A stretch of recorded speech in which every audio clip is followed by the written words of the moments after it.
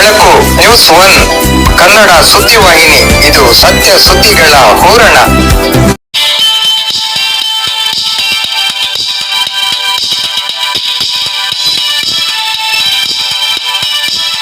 ಹಾರದಂತಿರಬೇಕು ನುಡಿದರೆ ಮೂರ್ತಿನ, ಹಾರದಂತಿರಬೇಕು ನುಡಿದರೆ ಮಾಣಿಕ್ಯದ ದೀಪ್ತಿಯಂತಿರಬೇಕು, ನುಡಿದರೆ ಮೂರ್ತಿನ ಹಾರದಂತಿರಬೇಕು.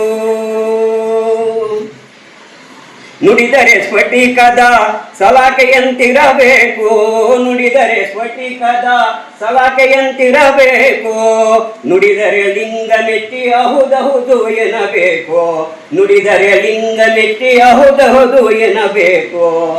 ನುಡಿಯೊಳಗಾಗಿ ನಡೆಯದಿದ್ದರೆ, ನುಡಿಯೊಳಗಾಗಿ ನಡೆಯದಿದ್ದರೆ ಕೂಡಲ ಸಂಗಮ ದೇವ ಎಂತೊಲಿವನಯ್ಯ, ಕೂಡಲ ಸಂಗಮ ದೇವ ಎಂತೊಲಿವನಯ್ಯ. ನುಡಿದರೆ ಮೂರ್ತಿನ ಹಾರದಂತಿರಬೇಕು. ಸಾಮ್ರಾಜ್ಯವನ್ನು ಆಳಿದಂಥ ಕಾಲಘಟ್ಟದಲ್ಲಿ ಒಂದು ಸರಳ ಭಾಷೆಯಲ್ಲಿ ಎಲ್ಲ ಜನಾಂಗದವರಿಗೂ ಅರ್ಥವಾಗುವ ಹಾಗೆ ಬರೆದ ಕಾಲಘಟ್ಟ ಇದ್ರೆ ಪ್ರಪಂಚದಲ್ಲೇ ಬಹಳ ಮುಖ್ಯವಾದದ್ದು ವಚನ ಸಾಹಿತ್ಯ.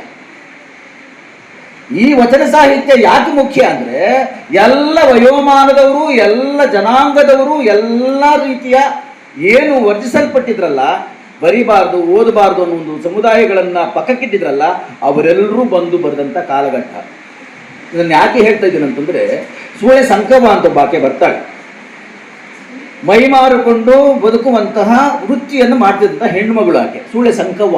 ಆಕೆಯು 12ನೇ ಶತಮಾನದಲ್ಲಿ ವಚನಕಾರ್ತಿ ಅಂದ್ರೆ ನೀವು ನಂಬಬೇಕು. ಯಾಕಂದ್ರೆ ಎಷ್ಟರ ಮಟ್ಟಿಗೆ ಒಂದು ಸಮುದಾಯ, ಹೆಣ್ಣು ಸಮುದಾಯ ಅವತ್ತು ತನ್ನ ಎತ್ತರದ ಧ್ವನಿಯಲ್ಲಿ ಮಾತಾಡ್ತಾ ಹೋದ್ಲು. ಅದಕ್ಕೆ ಬಹಳ ಬಹಳ ಮುಖ್ಯವಾಗಿ ಅಕ್ಕಮಹಾದೇವಿ ನಾವು ನೆನೆಸ್ಕೊಳ್ಳೇಬೇಕಾದ ವ್ಯಕ್ತಿತ್ವ. ನಮ್ಮ ಆದಿಂದಲೇ ಬದುಕಬೇಕು, ಇವತ್ತು ನಿರ್ಧಾರ ಮಾಡ್ತೀವಿ, ಇವತ್ತು ಗಡಿಗೆರೆಗಳನ್ನ ಹಾಕ್ತೀವಿ. ಆ ಗಡಿಗೆರೆಗಳನ್ನ ಮೀರಿದವುಗಳನ್ನ ಇದ್ರೆ ಅಕ್ಕಮಹಾದೇವಿ. 900-800 ವರ್ಷಗಳಿಂದ ಒಂದು ಹೆಣ್ಣು ಮನಸ್ಸು ಒಂದು ಸ್ವತಂತ್ರವಾಗಿ ಯೋಚನೆ ಮಾಡ್ತಿತ್ತು ಅಂತ ಹೇಳಿದ್ರೆ ನಮ್ಗೆ ಆಶ್ಚರ್ಯ ಆಗುತ್ತೆ. ಇವತ್ತಿಗೂ ನಮ್ಮ ಕಾಲೇಜಿಗೆ ಬರ್ತಾರೆ ಹೆಣ್ಮಕ್ಳು, ಸರ್ ಹೋಗ್ಬೇಕು ಸರ್, ನಮ್ಮ ಮನೇಲಿ ಬೈತಾರೆ, ನಮ್ಮ ಅಣ್ಣ ಬೈತಾನೆ, ನಮ್ಮ ಅಪ್ಪ ಬೈತಾರೆ ಅಂತಾನೆ ಹೇಳ್ತಾರೆ. ಇವತ್ತು ಸ್ವತಂತ್ರದ ಗಡಿಗೆರೆಗಳನ್ನು ನಾವು ದಾಟೇ ಇಲ್ಲ. ಆದರೆ 800 ವರ್ಷಗಳಿಂದ ಒಂದು ಹೆಣ್ಣು ಮಗು ಒಂದು ಸ್ವತಂತ್ರವಾದ ಬದುಕನ್ನು ಕಟ್ಟಿಕೊಳ್ಳುವ ಹಾಗೆ ಯೋಚನೆ ಮಾಡ್ತನ್ನೋದೇ ಇವತ್ತಿಗೂ ಅಚ್ಚರಿಯ ಸಂಗತಿ ಎಂದು ಭಾವಿಸ್ಬೇಕು. ಅದಕ್ಕೇನೆ ತ್ರಿಸಿಯಾದಡೆ ಕೆರೆಹಳ್ಳ ಬಾವುಗಳುಂಟು ಅಂತಂದಾಳ. ಬಾಯಾರಿಕೆ ಆದರೆ ಕೆರೆಹಳ್ಳ ಬಾವುಗಳಿದ್ರೆ ನಿನ್ನ ಹಂಗು ಬೇಡ. ಹಸಿವಾದಡೆ ಭಿಕ್ಷಾನ್ನಗಳುಂಟು, ಯಾರೋ ಒಬ್ರು ಮನೆಯವರು ಹಾಕ್ತಾರೆ, ನಾನು ಯಾರೋ ಹಂಗಲ್ಲೂ ಇರಲ್ಲ. ಆತ್ಮಸಂಘಾತಕ್ಕೆ ಚೆನ್ನಮಲ್ಲಿಕಾರ್ಜುನ ಇದೆ ನನಗೆ ಅಂದ್ರೆ ಬಹುಶಃ ಈ ಥರದ ಒಂದು ಸ್ವತಂತ್ರ ವ್ಯಕ್ತಿತ್ವವೊಂದನ್ನು ನಾವು ನೋಡೋದು 12ನೇ ಶತಮಾನದಲ್ಲಿದೆ. ಆಮೇಲೆ ಕಾಲೇಜಿನಲ್ಲಿ ಒಂದು ಅತ್ಯುತ್ತಮವಾದ ಒಂದು ಕಾರ್ಯಕ್ರಮವನ್ನು ಹಮ್ಮಿಕೊಂಡಿದ್ದಾರೆ. ಮಕ್ಕಳ ಕೈಗಳಲ್ಲಿ ಅದು ಸಮಯ ತುಂಬ ಕಡಿಮೆ ಇರೋದ್ರಿಂದ, ಕಡಿಮೆ ಇದ್ದರೂ ಕೂಡ ಯಾವುದು ಬಿಟ್ಟಿಲ್ಲ ಬಿಡಲ್ಲ, ಎಲ್ಲರಿಗೂ ಅವಕಾಶ ಕೊಟ್ಟು ಮಕ್ಕಳು ಕೂಡ ವಚನಗಳನ್ನು ಓದಿದ್ದಾರೆ. ಅದು ಒಂದು ದಿವಸ ವಚನಗಳನ್ನು ಓದಿ ಬಿಟ್ಟರೆ ಆಗೋದಿಲ್ಲ, ಪದೇ ಪದೇ ಮನೆಯಲ್ಲಿ ಪುಸ್ತಕಗಳು ಇಟ್ಕೊಂಡು ಓದ್ತಾ ಇರಬೇಕು. ಇತ್ತೀಚಿನ ದಿನಗಳಲ್ಲಿ ಓದಿ ಕಡಿಮೆ ಆಗಿದೆ, ಮೊಬೈಲ್ ಜಾಸ್ತಿ ಆಗಿದೆ.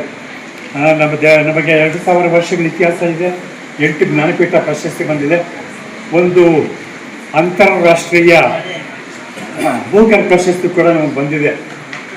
ಅದು ಗ್ರಂಥಾಲಯ, ದೊಡ್ಡ ಗ್ರಂಥಾಲಯನೇ ಇದೆ ನಮ್ಮ ರಾಜ್ಯದಲ್ಲಿ.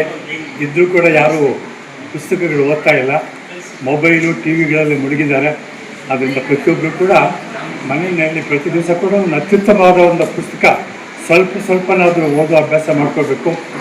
ಬರವಣಿಗೆಯನ್ನು ನಮ್ಮ ಶಿವರಾಮ್ ಸರ್ ಅವರು ಹೇಳಿದ್ರು, ಲಗ್ನ ಪತ್ರಿಕೆ ಕೊಟ್ಟರೆ ಅಭಿವೃದ್ಧಿ ಹೇಗಾಗುತ್ತೆ. ಅದರಿಂದ ಪ್ರತಿಯೊಬ್ಬರು ಕೂಡ ನಾವು 8 ಜ್ಞಾನಪೀಠ ಪ್ರಶಸ್ತಿ, ಒಂದು ಅಂತಾರಾಷ್ಟ್ರೀಯ ಭೂಕರ್ ಪ್ರಶಸ್ತಿ ಬರಬೇಕು ಅಂತ ಹೇಳಿದರೆ ನಮ್ಮ ರಾಜ್ಯಕ್ಕೆ ತಮಾಷೆ ಇಲ್ಲ. ಅದರಿಂದ ಪ್ರತಿಯೊಬ್ಬರು ಕೂಡ ದಿನಕ್ಕೆ ಸ್ವಲ್ಪ ಮಟ್ಟಿಗಾದರೂ ಒಂದು ಓದೋ ಅಭ್ಯಾಸ ಮಾಡ್ಕೋಬೇಕು, ಬರೆಯೋ ಅಭ್ಯಾಸ ಕೂಡ ಮಾಡ್ಕೋಬೇಕು ಅಂತ ಆಶಿಸ್ತಾ ಈ ಸಂದರ್ಭದಲ್ಲಿ ಇಷ್ಟೆಲ್ಲ ಒಂದು ಒತ್ತಡದಲ್ಲೂ ಕೂಡ ಒಂದು ನಾವು ಮಾತಾಡೋಕ್ಕೆ ಅವಕಾಶ ಕೊಟ್ಟಿದ್ದಕ್ಕೆ ಎಲ್ಲರಿಗೂ ಕೂಡ ಧನ್ಯವಾದಗಳನ್ನು ಅರ್ಪಿಸ್ತಾ ಇದ್ದೀನಿ.